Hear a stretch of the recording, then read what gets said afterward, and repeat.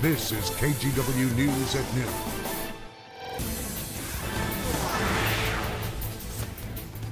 I mean, this started with one tragedy and ended, with another person taking their own life. And loss of life is a loss of life. A nationwide manhunt is over. The man who randomly murdered someone and posted a video of it on Facebook is dead. Hello, everyone. I'm Brenda Braxton. Police say Steve Stevens took his own life after a short police chase in Pennsylvania. NBC's Jacob Rascone has the latest from Cleveland, where the initial crime happened. The so-called Facebook killer Steve Stevens took his own life after a short police pursuit near Erie, Pennsylvania. It's about 2 hours from where the original crime took place. It was back then on Easter Sunday when Stevens, in broad daylight and at random, shot and killed Robert Godwin and then uploaded video of the crime to Facebook. Police were able to talk to him after the crime and try to have him turn himself in, but that didn't work. And then there was a ping on his cell phone the next day in Erie, Pennsylvania. They looked there and didn't find him. They expanded the search to Pennsylvania and all the surrounding states. And then last night, they made it a nationwide search and received nearly 400 tips from across the country, from Texas up to Philadelphia. A lot of possible sightings, but nothing confirmed.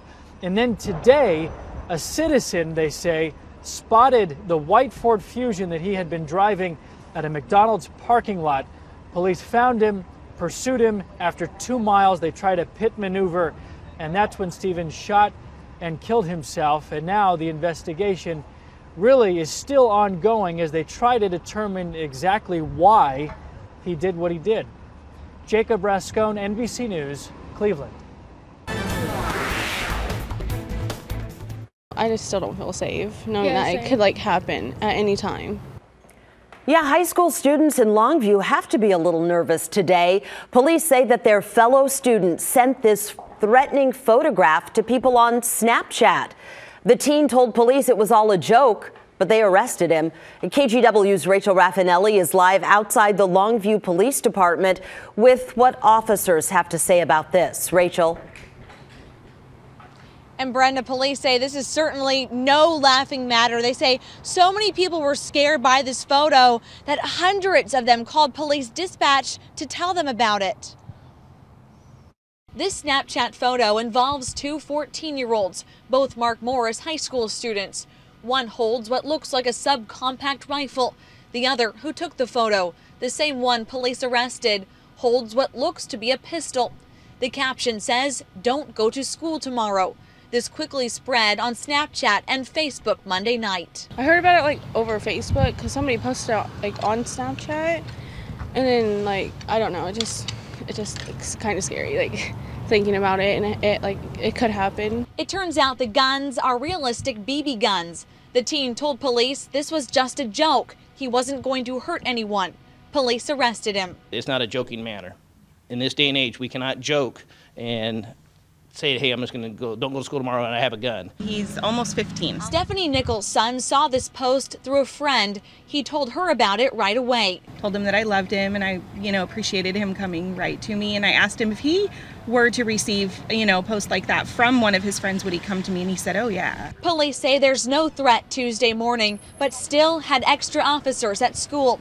And the district will use this as an opportunity for education. This will be a topic of conversation at school, I'm sure, and will be an opportunity for adults to continue to work with children about what's funny, what's not funny.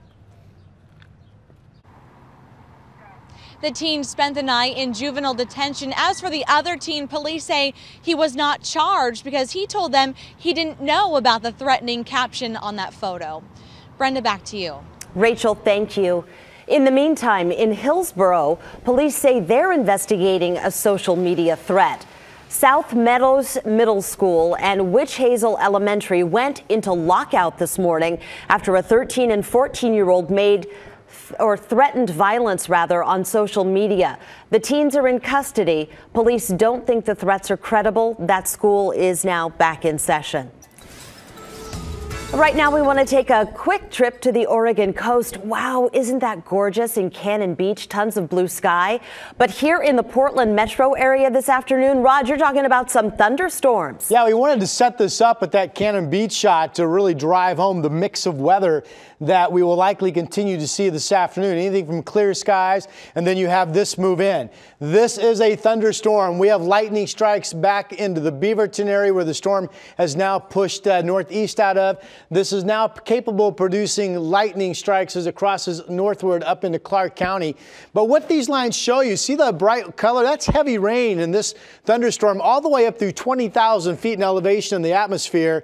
And a lot of this orange color is the potential of at least small hail. So this is a very vicious looking thunderstorm. I have not seen reports of any gusty winds, but clearly if you're in this path now moving up into Clark County, it's best to stay indoors and watch the show from the inside through the windows until the storm moves out of the area.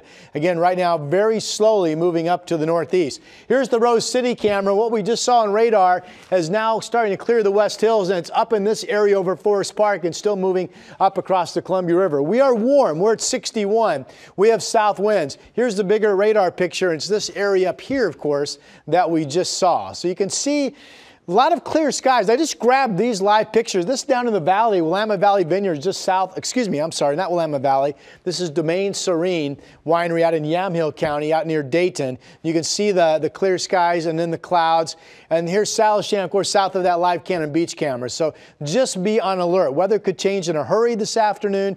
Temperatures will be in the 60s. The thunderstorm threat continues probably into this evening. Brenda, that's a pretty impressive storm. Heavy rain up through 20,000 feet in the atmosphere, dumping down big time now, moving into Clark County. Yeah, those black clouds over the West Hills. That is something, Rod. Thank you. Vice President Mike Pence is in Japan today. NBC's Janice Mackey-Frayer tells us how he's assuring leaders there that the U.S. is working to defuse North Korea's nuclear program. Vice President Mike Pence continuing his tour of Asia, now in Tokyo, and giving U.S. security assurances to Japan, saying that the U.S. will stand behind Japan 100% in the face of a threat from North Korea. Let me be clear. To you, Mr. Prime Minister, and to all the people of Japan, we are with you 100%. It was scaled back from the message he had yesterday in South Korea, suggesting that North Korea could get the same treatment as Syria and Afghanistan if it decides to advance its weapons programs. That revived the worry that perhaps the U.S. was considering a preemptive strike.